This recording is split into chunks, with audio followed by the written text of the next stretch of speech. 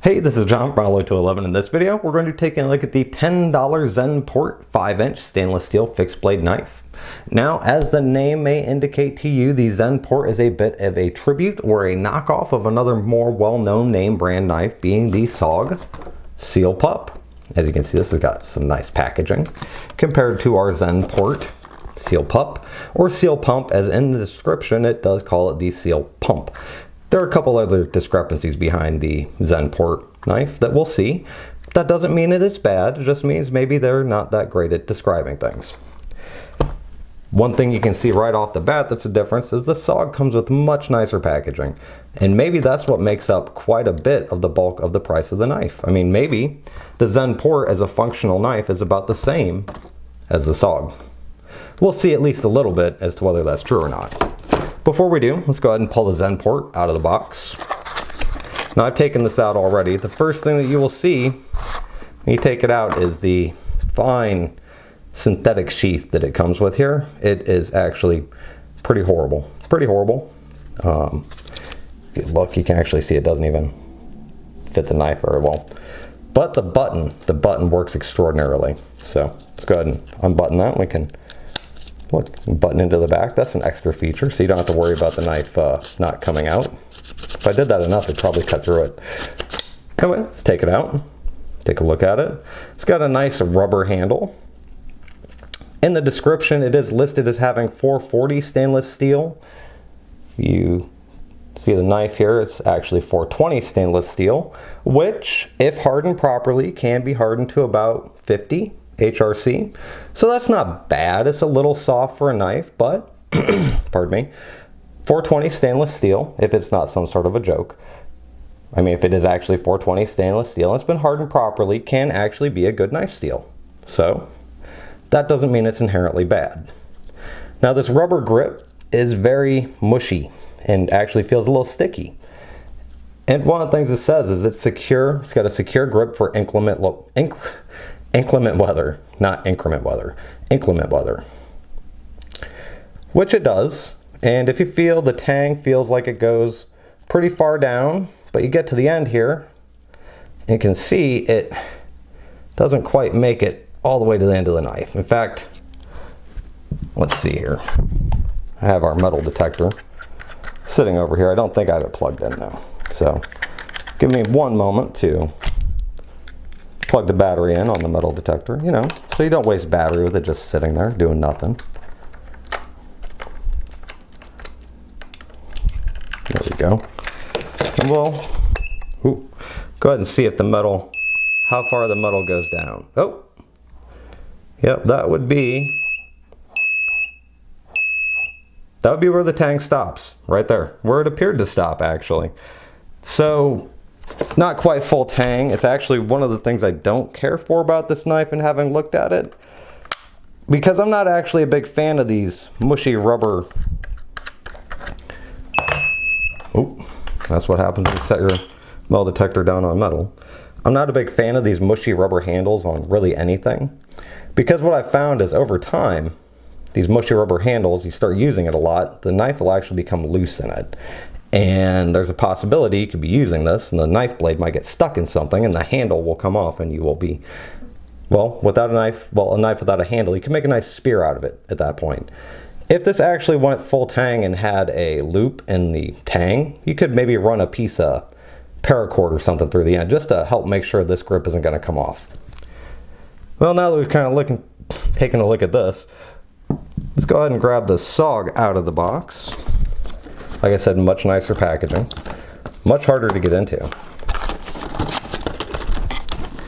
Now, the retail price on this SOG is $59.95, but I paid about $45 for it. And right off the bat, you can see that the sheath is of much higher quality. You know, this is a good nylon sheath. It's got not only a button, but also Velcro if you don't want to use the button. Say you want quick access to it, I guess, you could just do the Velcro, and then when you want it to be more secure, you could do the button. Oh, well, though, look at that. You cannot button it around the back. Zenport for the win. Other than the fact you probably cut yourself using this, but so even a little place for sharpening stone or what have you. So far the sheath is a much bigger winner than the SOG. Now, go ahead and pull the SOG out of the plastic packaging. Take the protector off. Oh, good. I thought it had a bit of a scratch in the finish. It doesn't.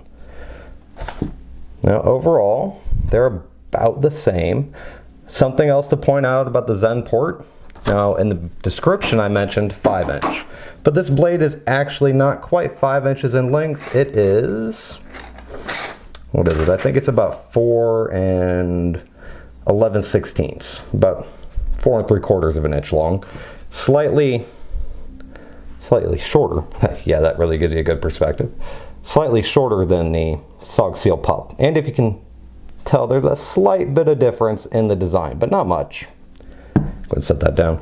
Now the SOG has a very hard plastic handle, which isn't quite as grippy as the Zenport, but it actually gives you a good solid purchase on it. I'm not going to pull this out of my hand for fear of slicing myself to ribbons, which I may.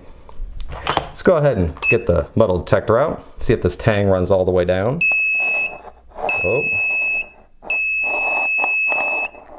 Whoa. It does, but the metal detector seems to be having a bit harder of a time. Let's try through the back maybe. Oh, can't even pick it up through the back. Limitations of these security metal detectors. There we go. But it does appear, there we go. It does appear to go all the way through. All the way to the end. Actually, you can kind of see it. If you look down in there, well, you can't see it. If you look down in there, you can kind of see down in the hole where actually the tang extends back to there. So this is in fact a full tang knife. Weight, pretty similar to the Zenport, both light. Actually, this feels a little lighter. What's interesting though is even though this feels a little lighter, it actually feels a little better in the hand. Set that down, set that down. Let's grab some paper here. See how they cut paper straight from the box. Paper, Zenport. Well, that's pretty okay. So one of the problems with using paper as a test is, well, that seemed okay. Let's grab another piece, a new piece to use for the Seal Pup. Oh, let's say, oh yeah, actually that's much easier actually. Oh, not quite. Get in there. Yeah, that does a lot easier. Let's go ahead and try the Zenport one more time. Seal Pump. Yeah, you can feel it dragging, like there. Yeah, I can feel it catch and drag. So it's not quite as sharp from the factory as the Seal Pup. The SOG, there's actually good. You can see the little bits of slightly different design. Notice the blade actually extends a bit further back here. They're both half serrated, half plain edge. So now I wanted to do a test that I thought would be a little more, I don't know, intensive than just cutting paper. So I thought about what was the hardest thing that I've had to cut in practical use, at least the most difficult thing I've had to cut regularly, and that is a toe strap. Or even something like this, which is a lifting strap, which we have many of at my work, that we don't really use because, well, they just don't have a lot of use for us. We use chains more than we use these lifting straps. But this is a, I believe, 5-ton or 6-ton lifting strap, heavy duty nylon, and much like a toe strap, it is actually pretty difficult to cut. If you ever found yourself having to cut one of these, you'll know that it's one of the reasons you'd like to have a serrated knife. Serrated edges cut these way better than a plain edge. But like I said, I thought I would test something a little more, I don't know, difficult to cut than paper. Actually, I'd say it's quite a bit more difficult to cut than paper. And to give them a fair test, I'll just be using the plain edge, and I'll give it 30 seconds with each knife, trying to cut through this, see how far we get. So, without further ado, let's go ahead and start.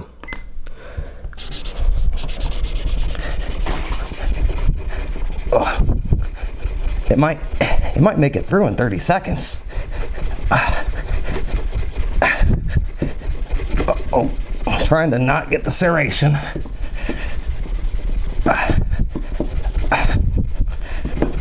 Oh, am I? No, not quite through. Not quite. Oh, it's got cut.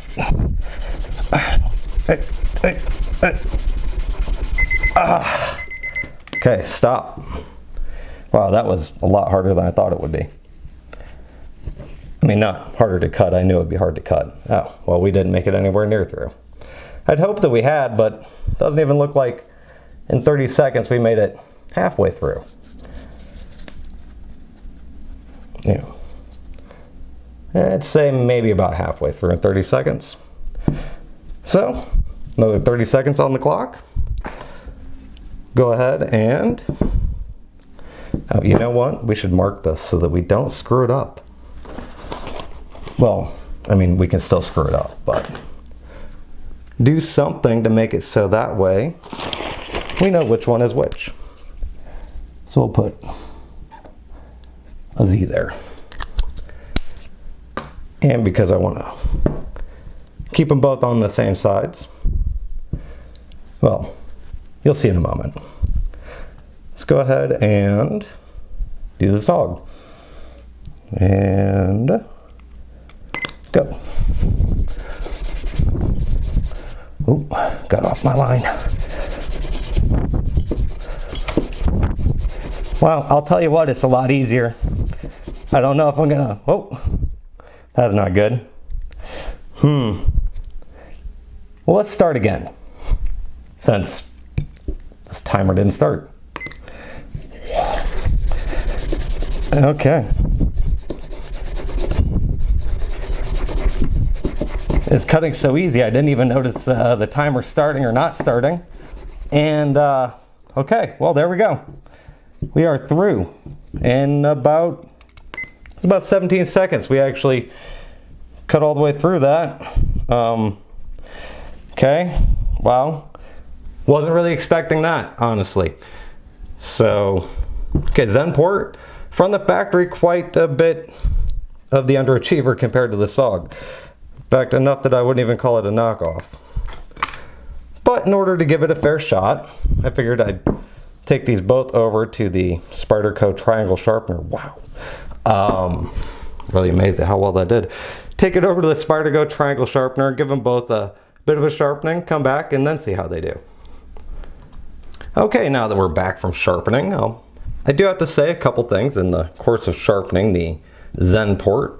The wobbly handle really came to prominence. As I was sharpening it, I could feel it just wiggling around in the back of my hand, like there. And I don't have the biggest hands in the world, but I'll tell you what, that would definitely be disconcerting if I were to use it regularly. Like I said, even sharpening. Although I will give it this is pretty sticky. It's still sticky. It sharpened pretty easily. Now, I gave the same amount of time to both knives in the sharpening. So I could have probably gotten both knives sharper than I did, but I wanted to be fair and give them the same amount of time in sharpening. So let's grab another piece of paper. First, we'll check out the Zenport. Oh yeah, that's a little better. Not as, oh, that's not as draggy. Still not great. Still not as sharp as the SOG was from the factory. Well, let's check the SOG after it's been sharpened, see if it's any sharper. Oh yeah, now it's, I mean, it was sharp before. Now it's like razor blade sharp. So let's go ahead and give the Zenport one more try on the nylon lifting strap at 30 seconds. It's funny, I put that Z on there because we'd need to know which one was different. I guess we don't really need that. But we'll try it again over here. Actually, over here. And we'll see if it can make it through this time. Now we know the Seal Pup can make it through. Oh, one thing I did want to mention that I didn't mention earlier, the SOG Seal Pup is made of AUS 8 stainless steel. Yeah, AUS 8 stainless steel, which has a rock wool hardness of between 57 and 58, so a fair amount harder. And I did notice that somewhat in sharpening. You could feel it grinding more off of the Zenport. That's not necessarily a good thing. It does make it easier to sharpen, but also you're grinding more material off of it. So, although with the Spyderco triangle sharpener, you're not actually grinding or using stones, but regardless, let's go ahead and see how this does now on our nylon lifting strap. 30 seconds on the clock. There we go. Okay, well, still.